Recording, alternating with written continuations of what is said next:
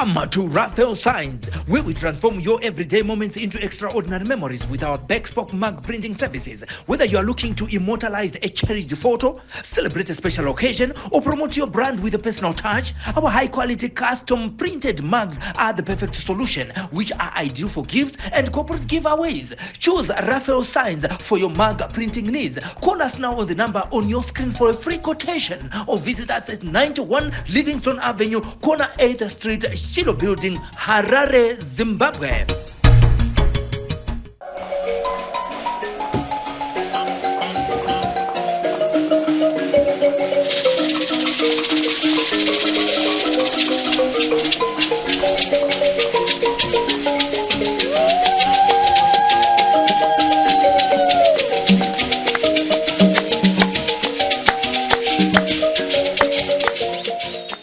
Kuya kudarerenyu ashora darerenyu yo ana kana wakutaura nyaya yako kunoti simudze izvi asi kuti kana paina nokutaurira anokumirira kutaura kana makutaura munosimudza izvi kuti dare rine rakakura rinzwe zvinamene zvamunenge muchitaura bati tangamire nyaya iri pamberi penyu. Nyaya ndeyekuputsa dzimba dzangu nekuwaka mumunda medu yanembo dzenyu chitupadimaleendara kutaura zvondi ana pfikai achitaura kuna pane sulu yasina kuya ukama hwaino nafinals chii finals andinozitambo. Okay, sa chiitai motaura imimi kana kuti iwe wotaura uchiuya padhuze kana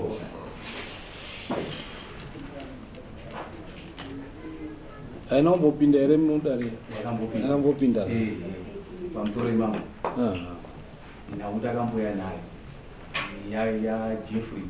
Fikai naAnna Fikai, saka makamutaurira kuti gaundotengesa ini Christopher Fikai. Christopher saka Jeffrey akazvidza dare renyu haana kutotedza zvamakamuudza. Iye aiti muzukuru yandi akabva asvika patanga kutoputsa dzimba, akatoputsa bedroom hombe ranga riri kwanga ne 5 rooms, goti hozi, goti kitchen. Saka iyo batora zvidhina izvo zobva atitara mupenzi bva totanga kuwaka mumwe musha watanga kuwaka wadopa le garden ira ramai ndekupi nyabadza mbanana daitaura ne garden ramai ya baba iye munhu ane zita rakazomangarira nhasi asi zvakondereswa naJeffrey. Jeffrey zviya ndiye akati akatengesa akaramba paipa ndaundogadzirisa nemhuri yangu akatengesera umwe munhu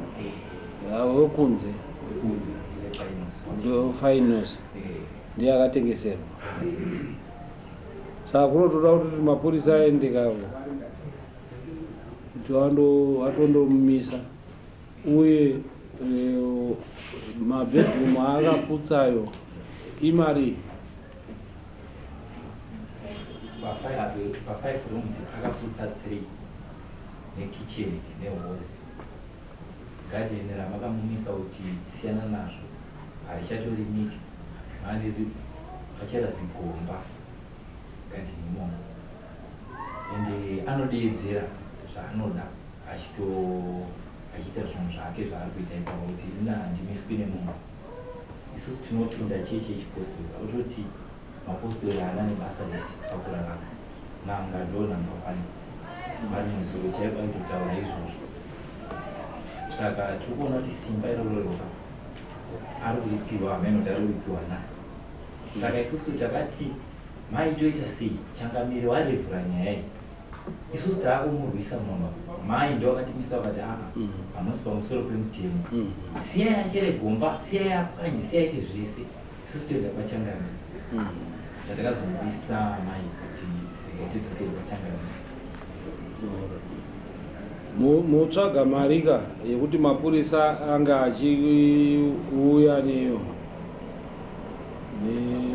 ane mombe Jeffrey ane mombe kwaari kumba kwake kwaanogara kwakaya nekuti Jeffrey ndiye akaisa munhu koma adi kumudaidza Jeffrey nhasi kuti aone nekuti hapana Jeffrey ka ndiye atengesera munhu pamba apa handiti. Saka Jeffrey ndiye anofanira kuti amise. Hataifanira kuti tinge tiinaye mudare kuti amise munhu wake uye kana achitorerwa zvinhu zvekuripira dzimba idzi nezvese zvakaitwa. Jeffrey ndiye aidiwa. Pamusoro echakadai tirikuona kuti mukoma wedu tinowaziva kubva pakutanga kumashiri kwese ndiwo vari kutopa munhu yeguva hedu kuti ita kudare kwacho kuzvidza kwaita nhasi kusauya ndiwo anenge watoti usatoenda ikoko.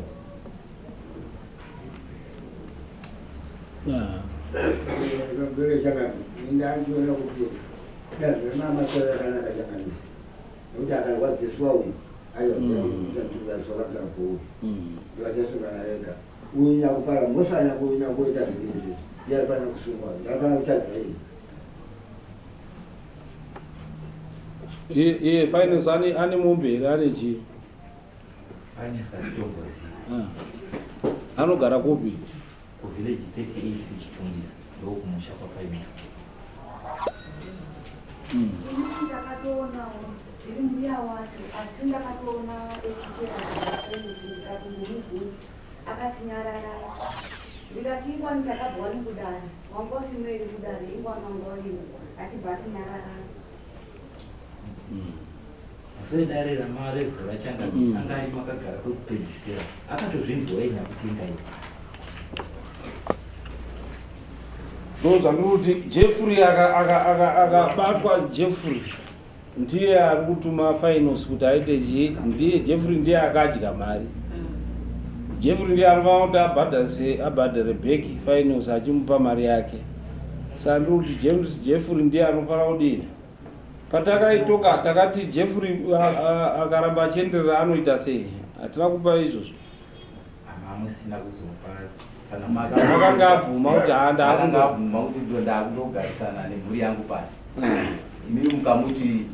iyo minda yanhaka nekuti mai vangu vatsanangura kuti ndakauya 1960 chakadaro ndikapiwa gadheni nasekuru ndikapiwa munda nasekuru iye waari kuda iye kutora nhasi. Saka makamuti munda wenhaka musirano saka munda uyu hautengeswi abva atoombera kati saka ndozvatuti ndiye ane mhosva manje ngoti mabharani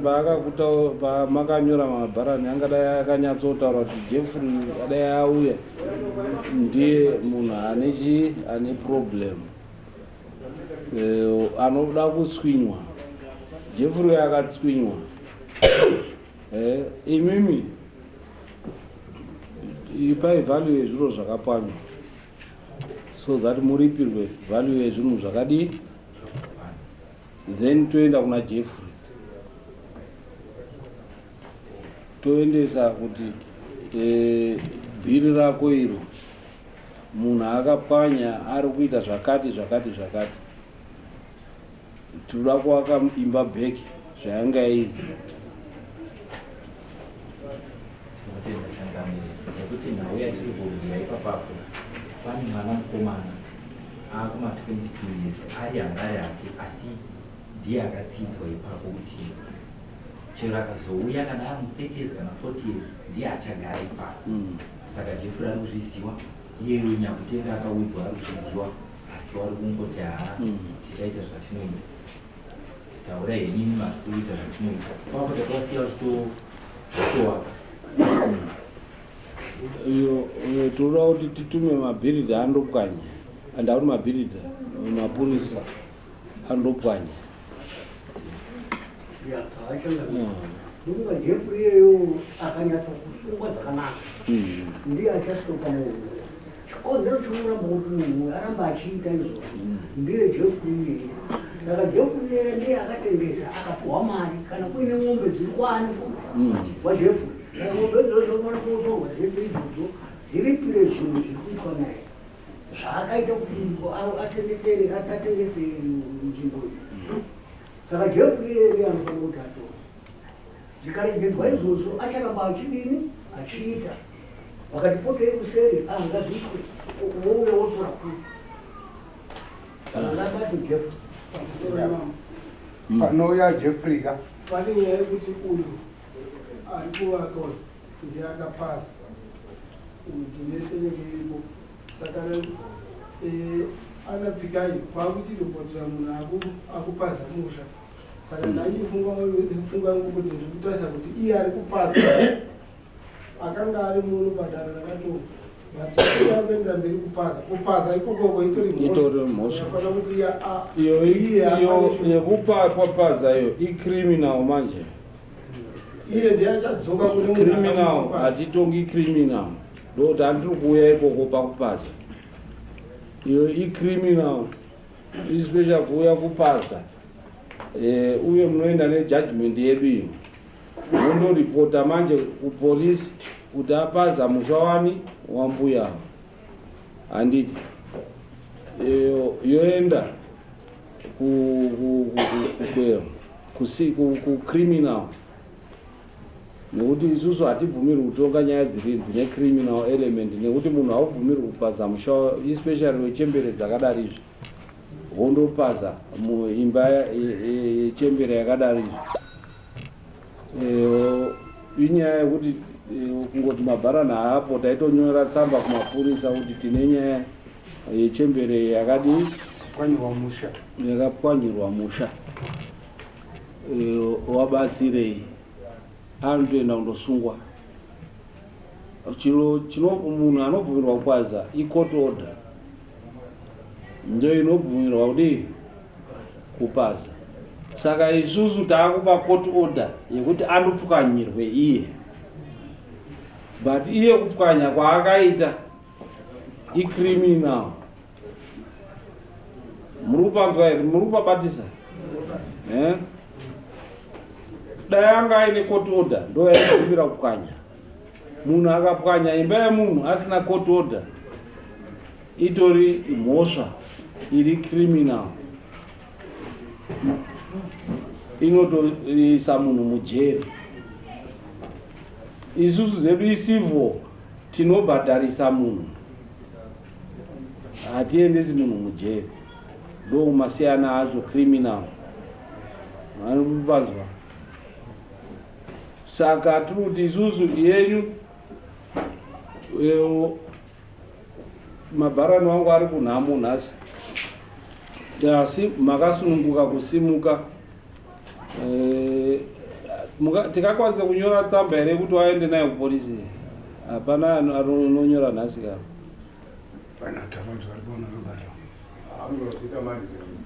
mokwanisa kuzviita mande mouya mopuwa tsamba yekuenda but imimi endai mundomhangara kuti akaputsa imba yani yambuya kana kutoenda pakoti chaipo wangoenda pakoti handiti but inoda kuthrough mapurisa polisi mapurisa ndi anozoendesa kukoti endai mundomhangara iyo chinhukanandauziva changamiro ndechekuti iye ari kuuya achihwanda sekuti muzukuru asi muzukuru mufemiri hapana munhu anomuziva zvokuti hatiri kutokupiwa dai tinzi pakuri kuti anga auya muno tanyatsotaura naye takafesana iye unyatsobuda pamberi penyu kuti pamba pandakapatengesera aiwa achazozvitaura ndo zvatoti chiendesai mundomhangara izvozvi muchibva musazodzoka endai pamapurisa mundomhangara muina mbuyawo wakapwanyirwa chii izvozvo chete ndo zvamunototaura munotonzi maakutoenda nemupurisa anondoinvestigata maakutosungwa akutouya kukoti handiti asi iyi yekuramba acheka uyu ane mhosva ndiJeffrey ndiye anoda kuti tibate manje akubhadharei mari dzenyu dzemba yenyu yakadi yakapwanya nokuti munhu waJeffrey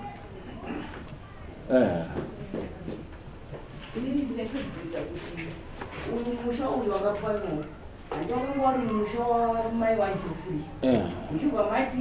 nhakamusiyiranwa haafani kutengesa tikazoenda kumapurisa ikoko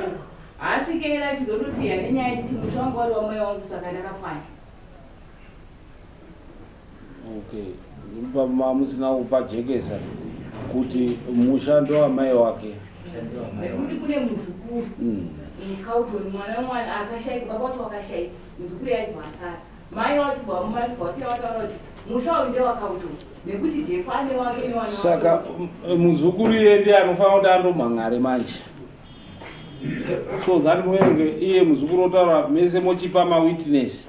kuti ndiye akasiyirwa chii musha. Muri kwabata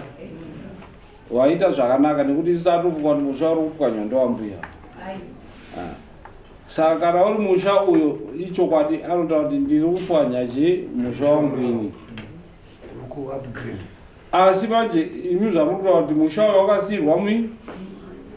muzukuru uyo anoda here kundomira kukoti. Saka muri kuona kuti parobva paeka iye muzukuru uyu kana asingadi kundomira kukoti imi muri kupindapo pakai. Nawe ndiripo mafundiro kudai pamakamboito pamakuita kakukangama ndo zvatoda kuti tione dhuze izvo zvasina kujekeseka. Iye achitsanangura jefu mafundi zvirimo wana mai wakatemerwa kumunda kwavo munda garden redu rimuyati nemwe pisi yemunda rimuyati. Saka pamakatara jefu makati bamatoti bvautoti handine mabhanana angu arimo jefu rakwaya akwagumira enda undosiye mai wani negadheni ravo ndiro gadheni nhasi rafuma racherwache. Saka ngatigodhirei negadheni tosiya imba nekuti imba haisiri yani ende haina munhu anondoimiririra. Takitenga munani zviya 27 gadheni isusu ndoratakati gadheni ndoratakati rambuya wanditi ndoratakati asabate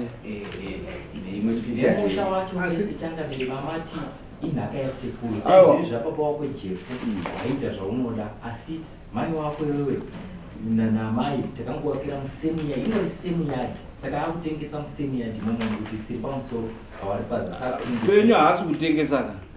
zeta haasi ega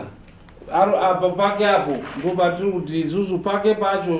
panonetsa asi gadheni ranga riri renyu mesevo tinori project handiti pamusha pake apa hapadi apa hatikwanisi nekuti hapana akamiririra pamusha pake apa. Ani munhu tiri kupanzwa ngatijekeserane kuti panyaya pachena kuti tibatsirane zvakaita pavavakira ikuzvinezvi patovakavakira ikuzvinezvi atipaza mutori muyati mugadheni macho imomo kuti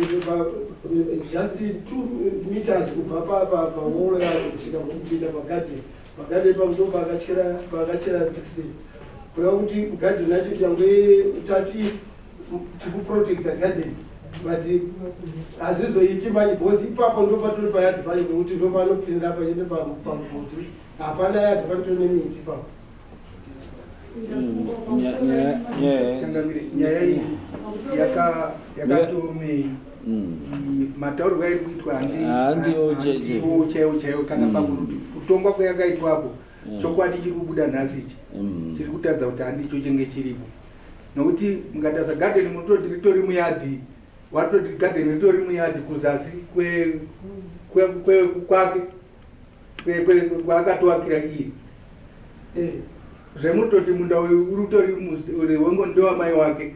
mai wake wengo watoripo gadheni riri kuzasi kwemunda wamai wake futi raakanzi hambe kuzasi kwegadheni kwemunda wamai wake handii kuti ndo zvakataurika pakutanga dai zvo zvakataurika pakutanga kunorima kuzasi kutoisa gadheni kuzasi kweyadhi yemumwe munhu iyoyo unotogona kubviswa kuti iwewe. Saka kana kuti chokwadi chiri kubuda nhasi ichi tinyatsonzwe chokwadi chacho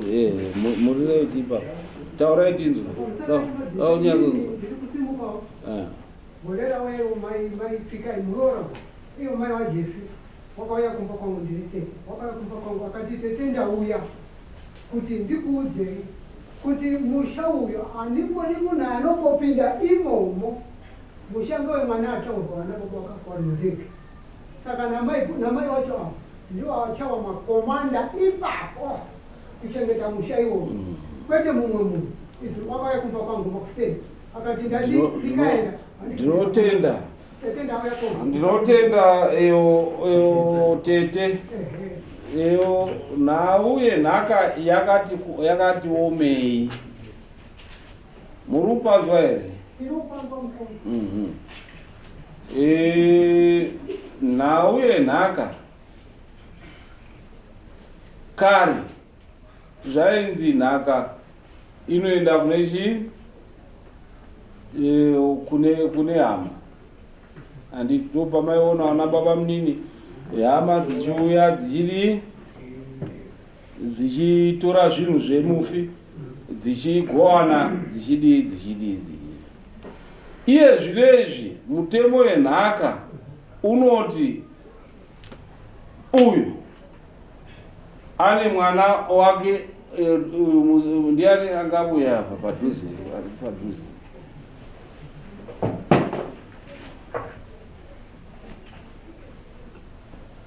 ane mwana wake mupenyu uyu ane murupona ane mimi mitete sehama yani sehanzvadzi yake uyu afa nhaka yezvezvi yakuenda directly kune uyu kune mwana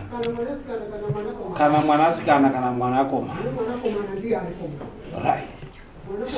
aiwa kakatendei tese right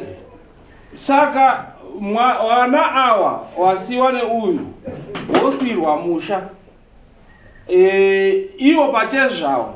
wobvumirana kuti right kuti hatuna mukomana kuti inyatsobuda uya apa mukomana sezvavari kutaura pane mwana right iyo mwanasikana uyu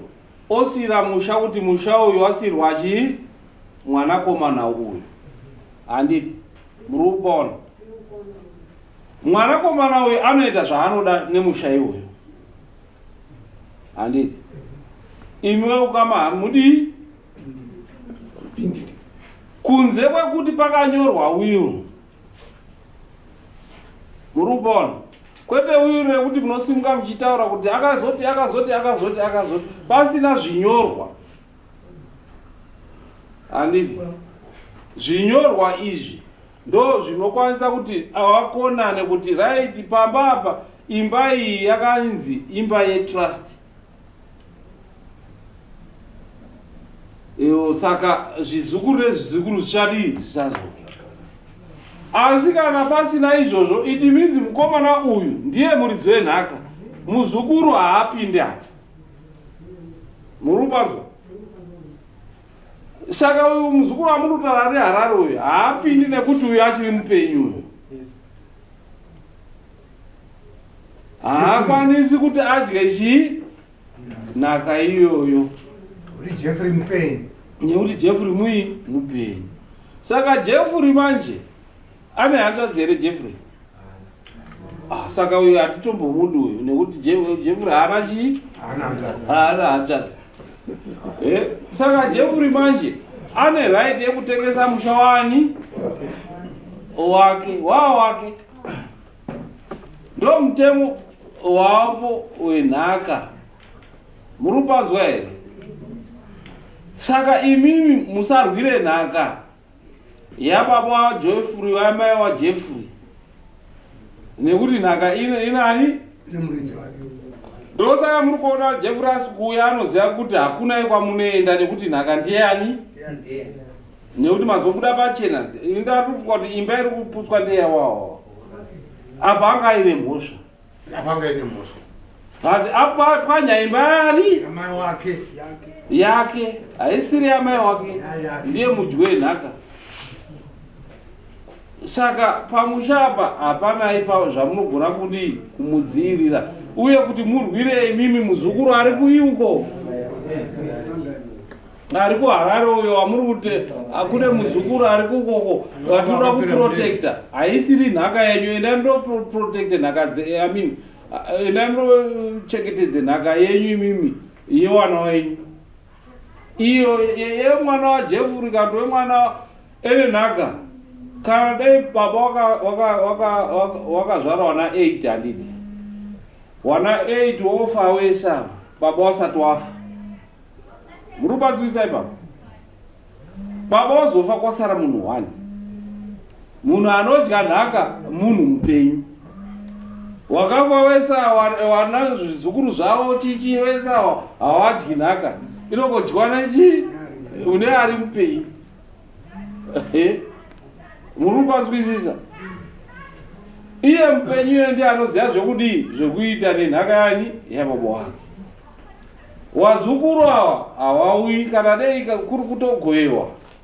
wazukuru awa wakafa baba wachiri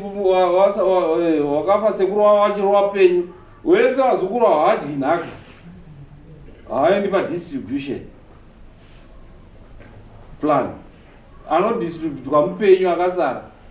baba wake achifa osara iye ndiye anoenda padistribution. So mitemo yaapo yasiyana nekudhara kwataiprotecta mumwe munhu tomutaura tomuchengetera nhaka yake iri kuzodii haana nhaka muzukuru uyu nekuti Jeffrey mupenyu. Tiri kupanzwisisa saka ngatiregerei kurwadzirwa nezviro zvatisingadii hamuna kwamunoihwina saka Jeffrey apa haana mhosva ari kupwanya imba yamai wake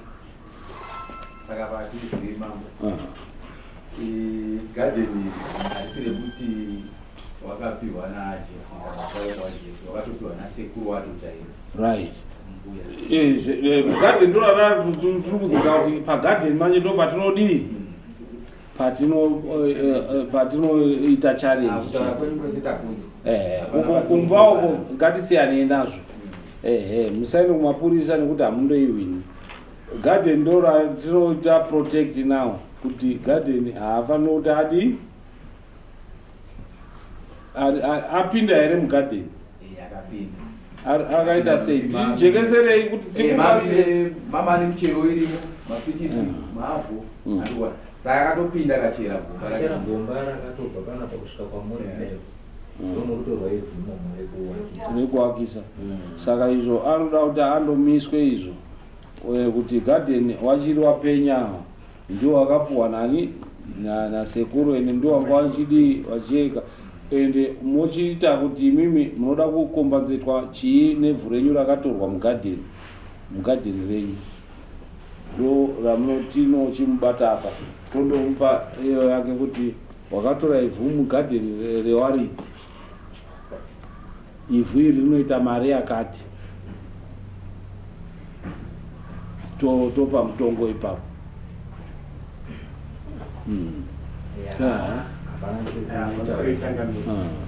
atafana nekunzwa tsango dzedu dzaita asi ndine mubvunzo hangu kuti tinomboti tina ziteteguru redu rogara reita vana varo kuti vakawapo munguva yakawapo rakaita fatike semu stand umwo baba ozofa asi tiri vakomana nemunen'ina isusu uyu munen'ina uyo anenge benzi kana akara mari otengesa pake asi yadhiri imwe zvina nebasa pake ipapo atotengesa ane right to do that pake ipapo pakapo ndepake pake ipapo ndepani ndepake kunyange pari padhuze nepadhuze hazvinei aiwa maigara sei hati maigara padhuze nepadhuze iye atengesa pake ipapo hapana mhosva anobvumirwa ndo mutemo waapo izvozvi wedistribution yeestate. Imi hamumboti because sekuru awo wakatopa uyu kauyu wakapa mese toti wakapa mese muri wairi kudarizvo saka it means apa paapake hakuchisisina zita rasekuru paapake uyu paapake uyu ofa mwana wakewo paki pakeya iwewe uchiri mupenyu unongosara uri pani pako hauendi kuti unotora apa unongoramba uri mupenyu uine chii uine pako saka benzi rinondoita zvaro ndo nhaka iyoyo ndo kubara kwazvinoita. Vamwe vanobara mapenzi, vamwe vanobata chii and so forth. Saka you cannot hauiwini nekuti ari kutengesa pake.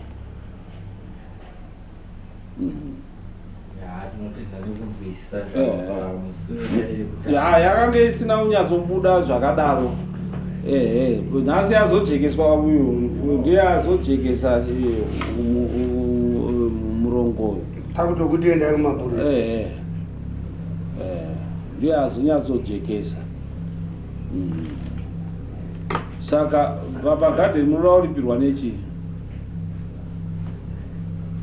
Ivhu rakatorwa? Hapana. No, it's okay. Saka nekuti ari kusvika chero arwakake unongomuresa vanhu vakasimba aitimba iwo haikwa kuda musiye ari pake pakaenda iwo usatsvake kana kuti kumumisa gawa mimba. Saka takutokumbirawo kuti tizive kuti achamiswa sei kuti chirega kukontinya wozongotara nemuromo haamiriba kukontinya kuchetura jecha toparadza. Moya mande motuma munhu wani opuwa tsamba kuti wakahako pamusha pako asi usachere jecha mugadheni nani, nekuti ukaramba uchichera uchazobhadhara jecha rauri kutora mugadheni remunhu. Mukozi wati no handidi kuripiwa. Saka tosimuka hedu toenda. Okay.